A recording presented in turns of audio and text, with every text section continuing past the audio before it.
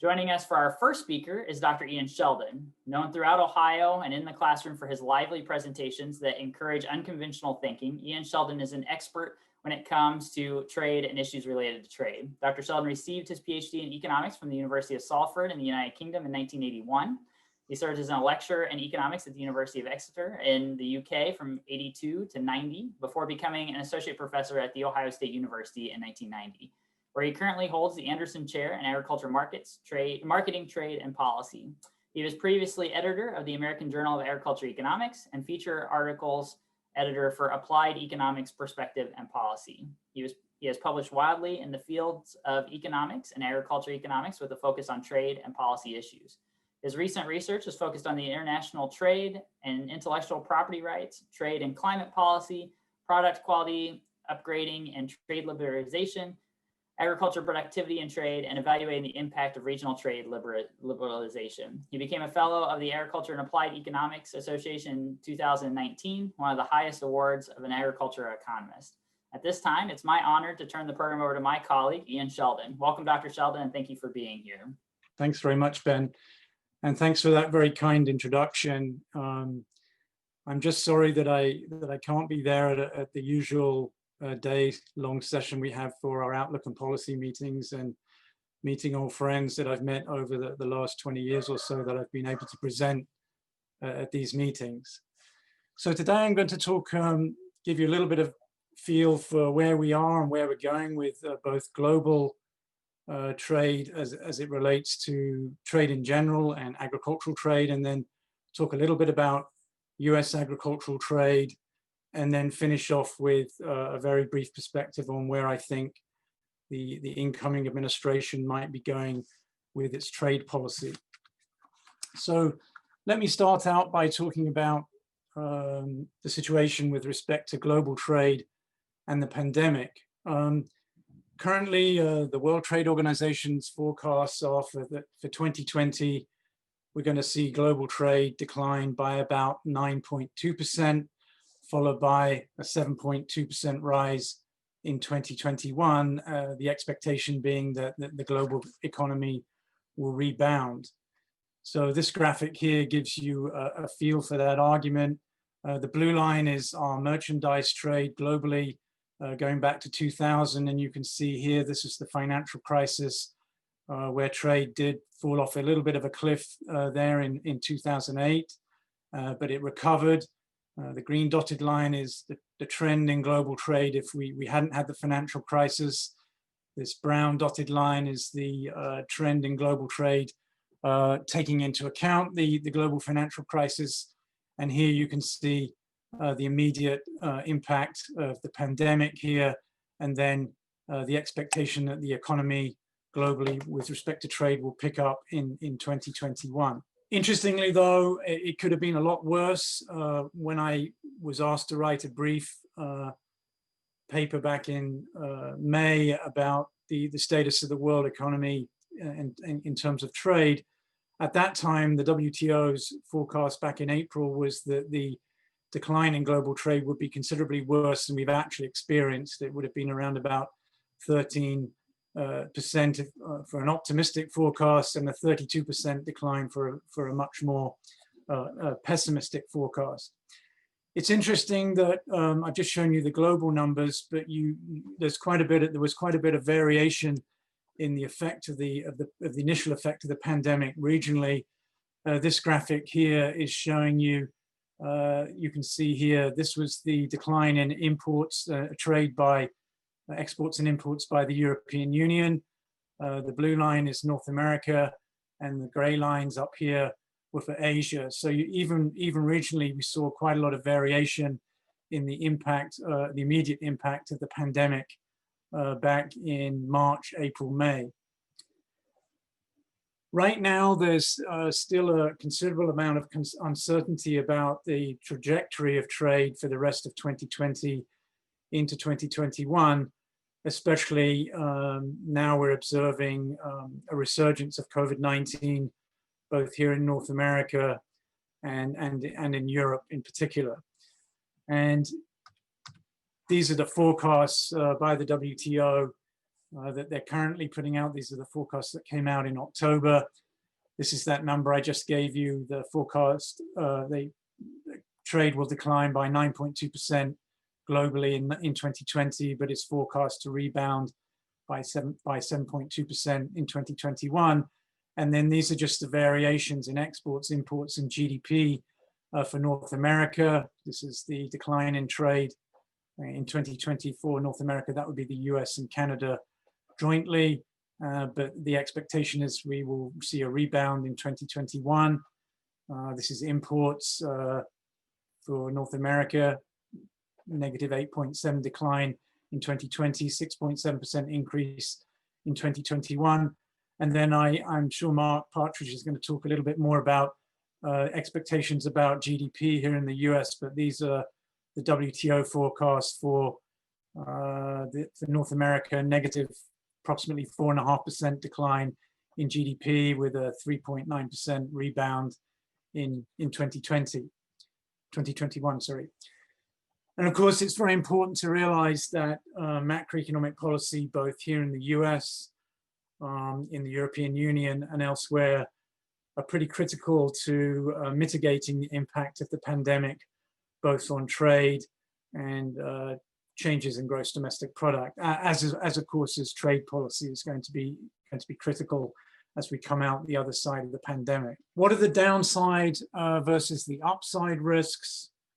Well, on the downside, the resurgence of COVID-19 is requiring lockdowns or could require lockdowns.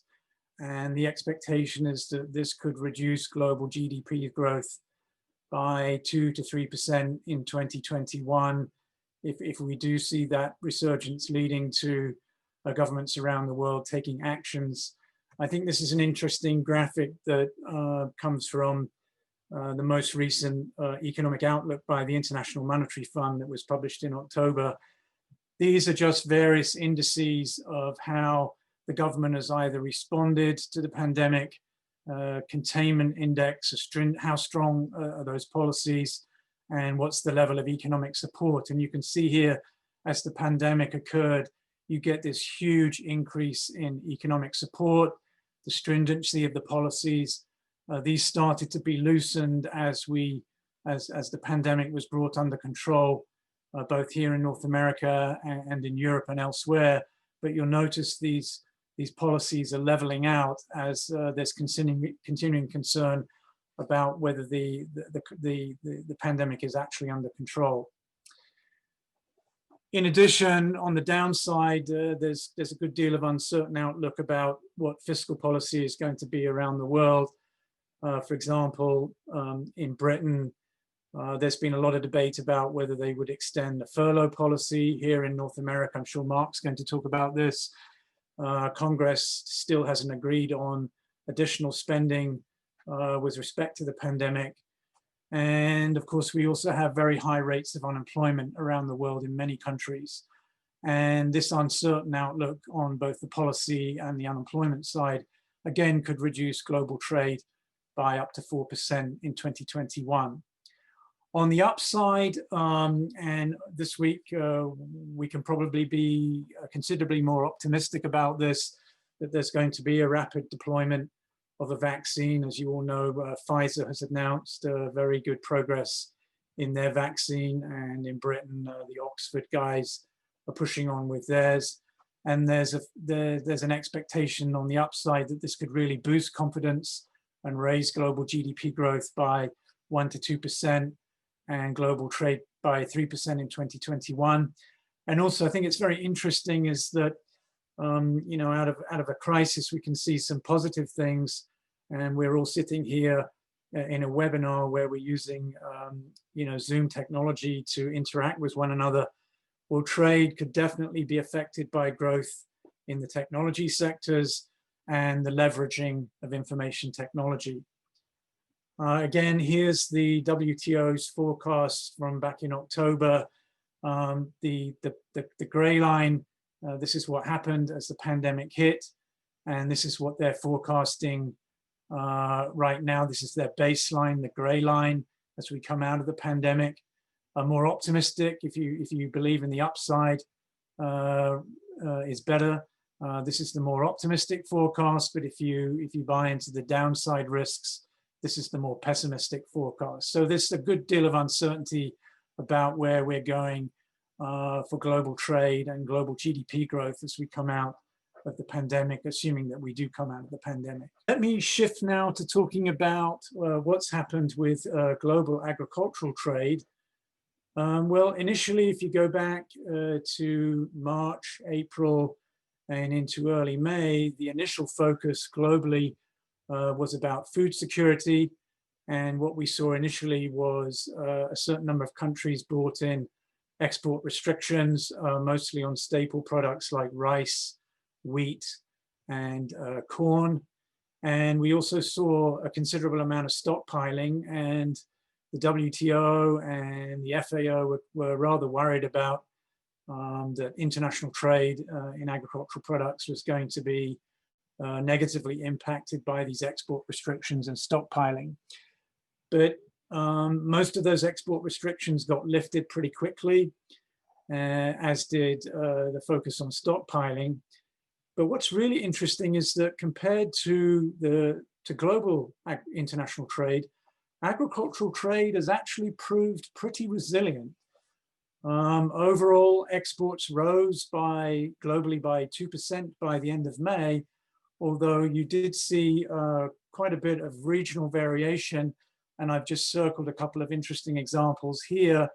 This gray bar here, that's comparing the April 2019 exports with April 20 exports. And you can see that South America actually was increasing its exports relative to last year. That was a function of a very good Brazilian soybean crop in early 2020, and the fact that its currency was very lowly valued, so Brazilian exports were very competitive. Whereas here in Europe and North America, you can see relative to 2019 in April, we had -4, -3.8% declines in our exports relative to 2019. So you get quite a bit of regional variation, as this graphic shows you. Now, why was agricultural trade so resilient relative to global trade in all goods? Well, first of all, food is essential to humans.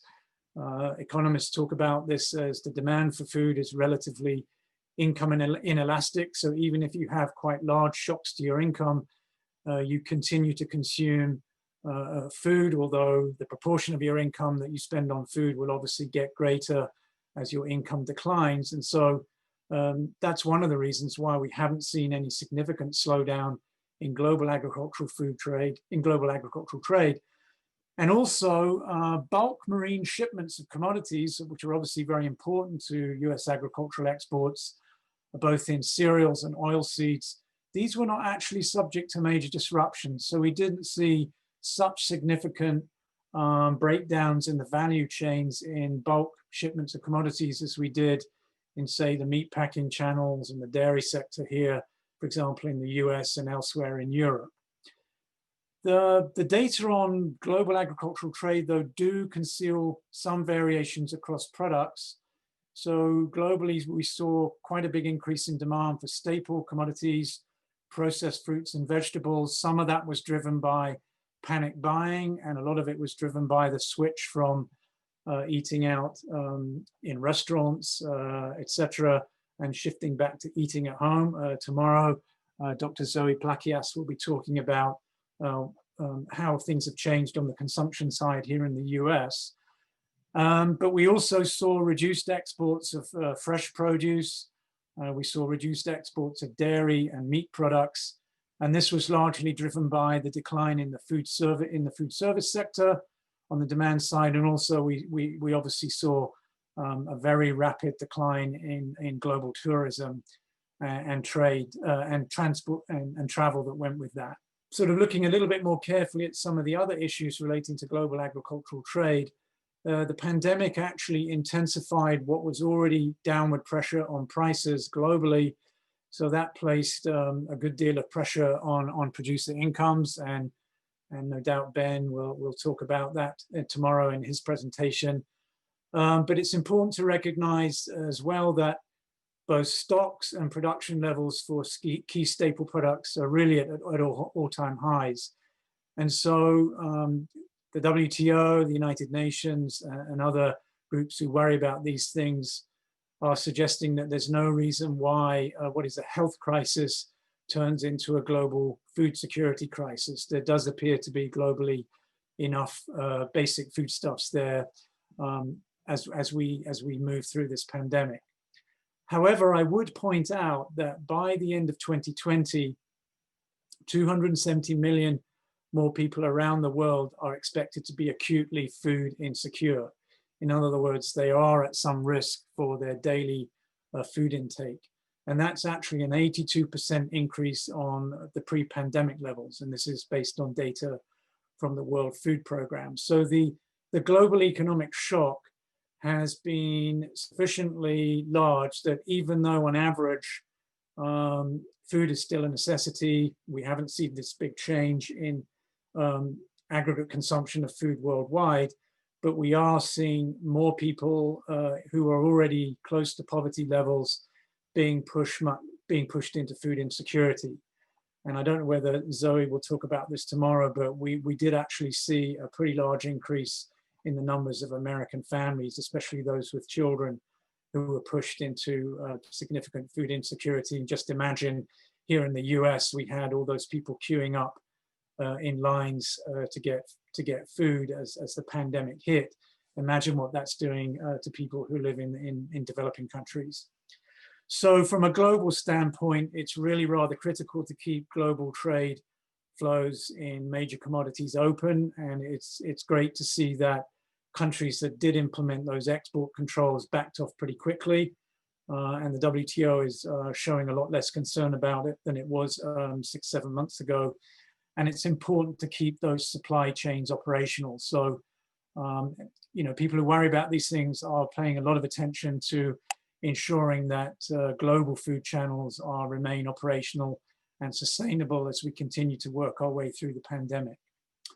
So as I move into the final part of my presentation, let me talk about US agricultural trade.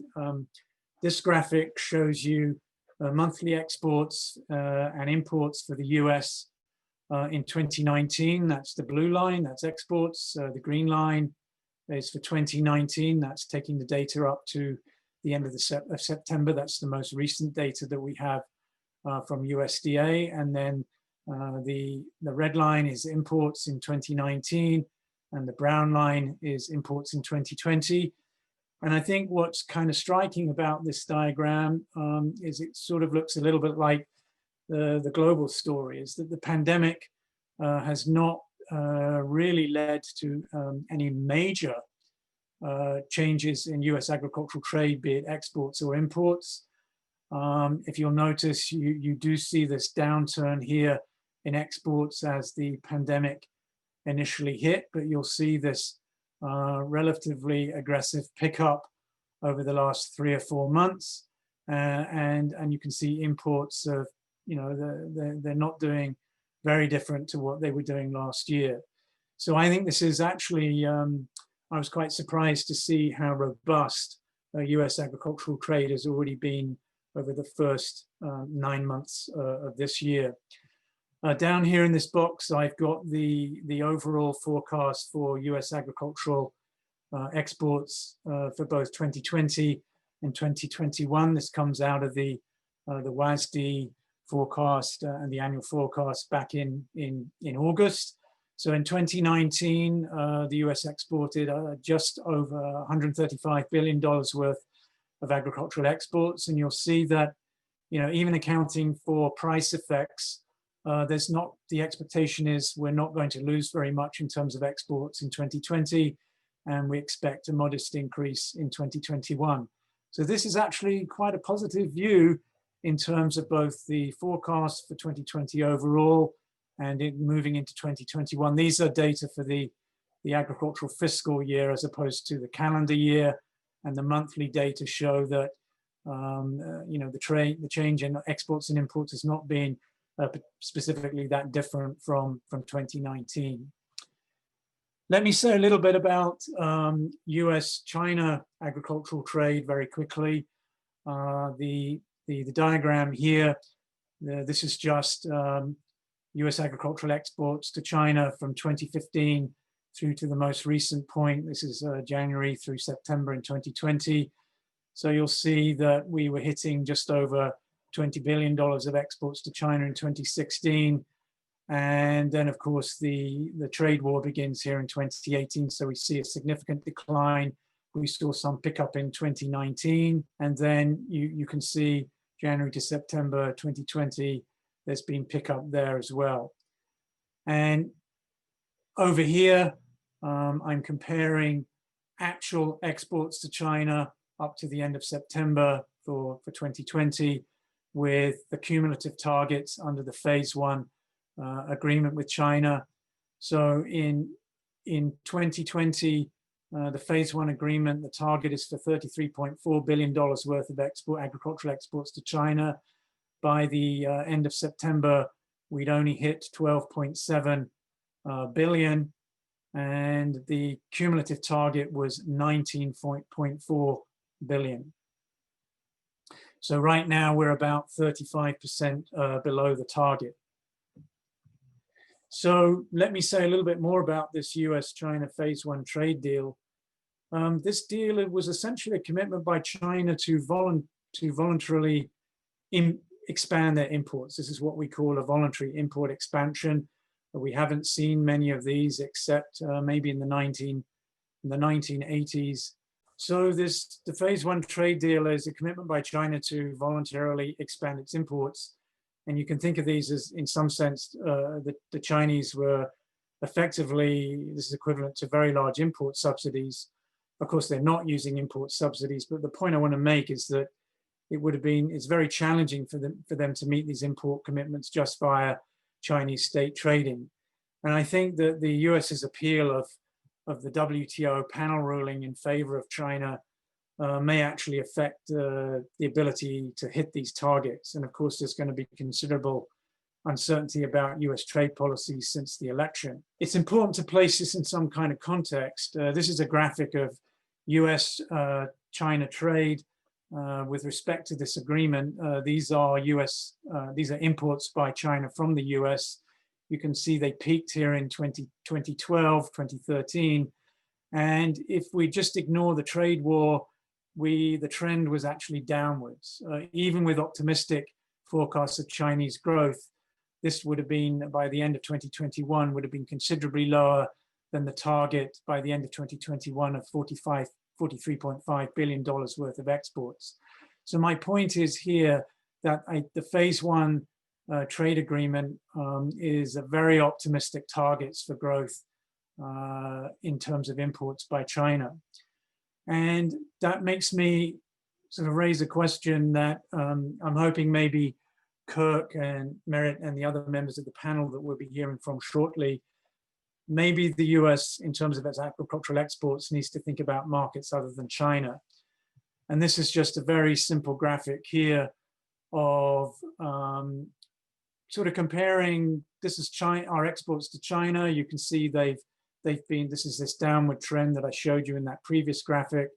Here's the trade war kicking in and so on. This is trade with the EU. It doesn't look like the EU is a growing market in any sense.